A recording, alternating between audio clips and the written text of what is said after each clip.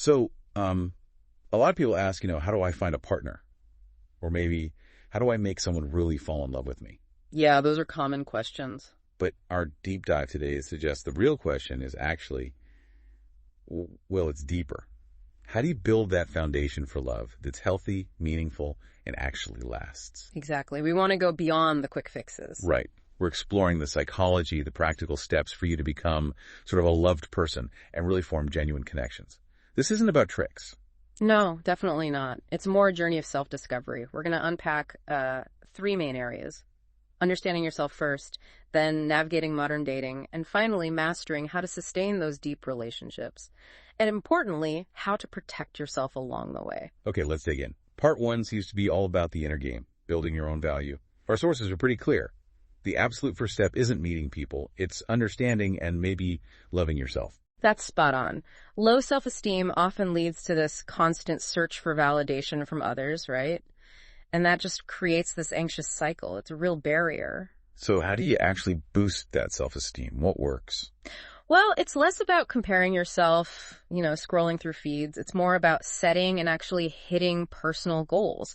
Could be anything, a new hobby, getting a certification, even just consistent self-care like good food and sleep. That's self-love in action. And this builds inner maturity. Yes, things like responsibility, self-reflection, honesty, empathy. That creates what some call reward value and competence. You become, naturally more attractive because you're grounded. So happy relationships often start with 2 good people in that sense, people who've done that inner work. Pretty much. And the key to connecting those hearts, it really comes down to emotional intelligence, or EQ. EQ. Tell us more about that. It's that core ability, yeah. Understanding and managing your own feelings, but crucially, empathizing with others. Active listening is huge here, not just hearing words, but really accepting and acknowledging the other person. The feeling of being truly seen. Exactly. It hits that fundamental need for belonging. And, EQ isn't fixed. Our sources point out something fascinating. Reading fiction, like really getting lost in novels, it significantly boosts empathy. You're essentially practicing walking in someone else's shoes. It exercises that EQ muscle. Interesting. Okay, so once you've sort of calibrated that inner compass, how do you navigate the actual dating world today? Feels different now. It is different. We're seeing a big shift. People used to talk about natural encounters, just bumping into someone. Jeonmanchu is the Korean term often used. Right, that would happen naturally. But now it's much more about intentional encounters in Jeonmanchu. People are actively seeking partners, often with specific values or goals in mind. Economic pressures, societal changes, even the pandemic push this. It's more rational, time-saving. Makes sense. And the ways to meet people are so varied now. Apps, obviously. Apps are huge, yeah. They offer access, convenience, different apps for different things, casual, serious relationships, female-led initiation like Bumble. A good profile is key there, honest about who you are and what you value. But apps aren't the only way. Not at all. And this is really interesting. Hobby-based communities. Our sources consistently highlight these as maybe one of the best ways to meet genuinely compatible, good people. Like book clubs, sports groups, volunteering. Exactly. Taste communities. They work because they naturally tap into psychological principles. The mere exposure effect, liking what's familiar, plus physical proximity and shared interest, it just feels more organic. So you've got choices. Apps for efficiency, hobby groups for that natural depth, maybe matchmaking for specifics, or even blind dates set up by friends. You choose your strategy. Right. And once you find that connection, the next stage is deepening it. How do you make it last? That's the million-dollar question. Well, Sternberg's triangular theory gives us a good framework. Love has 3 legs. Intimacy, that emotional closeness, open talk. Passion, the romance, the desire. And commitment, the decision, the effort to stay together. And the balance changes over time, right? Passion is often strong at the start. It usually is, but it naturally cools down for most couples.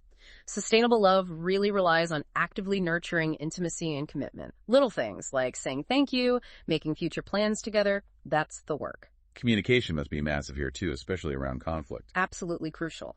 Healthy couples still argue, but they do it constructively.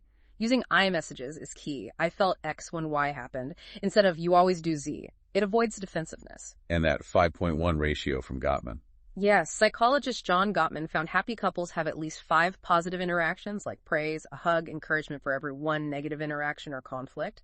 It's about how you repair things. That helps distinguish healthy dynamics, constructive conflict, respecting space, supporting growth from unhealthy ones like maybe being too possessive, always avoiding tough talks, or constant negativity. Precisely. And this awareness is vital because, let's be honest, there are risks out there. Okay, let's talk about red flags, self-protection. Yeah, we need to mention things like phishing. The Korean term iojungwan describes it well. Someone keeps you interested, maybe for validation or backup, but with no real romantic intent. Leading someone on, basically. Exactly. And then there are outright romance scams, often online. People using fake profiles, building an emotional connection just to ask for money. They might have vague details, stolen photos, sudden emergencies. Scary stuff. So how do you protect yourself? It loops right back to part 1, self-awareness. Often people fall for phishing because maybe low self-esteem makes them misread simple kindness, or they have unrealistic hopes. Being able to objectively look at someone's actions, not just their words, and managing your own emotional responses, that's your best shield. So at the end of the day, finding and keeping love. It's not really about finding the perfect technique or just getting lucky. No, it's fundamentally an inner journey. It's about becoming that good person yourself first.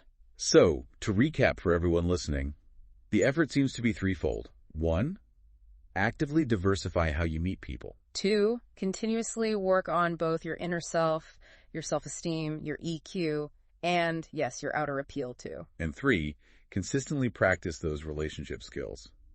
Positive communication, commitment, and crucially, staying alert to red flags and protecting yourself. Absolutely. All interconnected. This whole deep dive really suggests that when you genuinely love and respect yourself, you naturally open the door to attract and build healthy, lasting love with someone else. So maybe the final thought for you is, knowing this, what does this deeper understanding mean for the kinds of connections you'll look for from now on?